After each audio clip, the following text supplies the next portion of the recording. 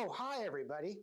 We're going to do a video right now showing you how to do a proper rain setup. It's going to keep you, your product, and your customers dry. Safety first. Check it out. You're going to want to pull the canvas tight along the top of the tent to prevent puddles from forming. Pull the canvas tight, clip right to the frame. You're going to want to do this all the way around the tent.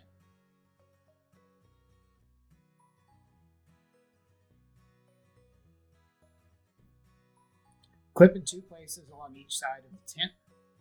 Now that canvas is nice and tight and won't form puddles.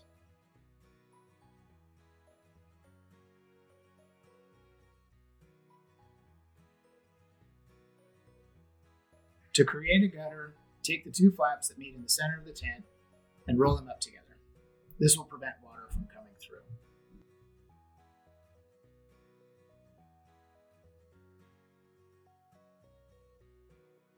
Roll up and clip along the length from front to back.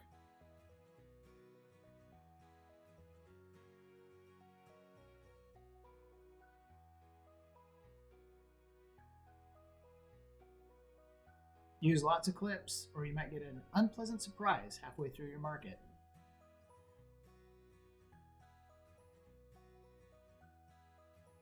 To get water to flow off the back of the tent, raise the front and lower the back.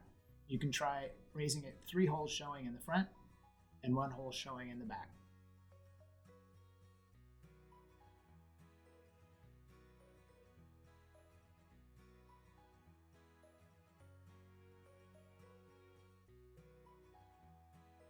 Set up your tables halfway back and away from the sides of the tent. Set up 2 long plies with a gap in the middle so that any water that does drip from the gutter doesn't end up on your display.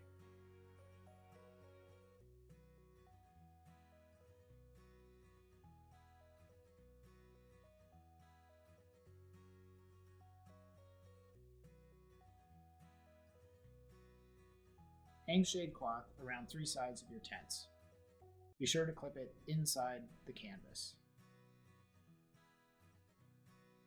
This is going to keep the rain out of your space if there is any wind.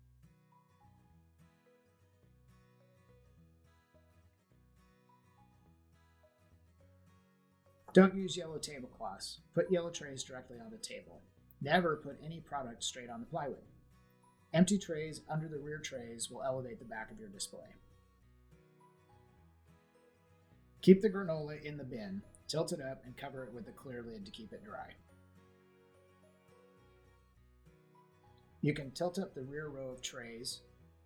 Use price signs as usual, but only use your roll signs under the canopy so that they stay dry. Don't let any signs get wet.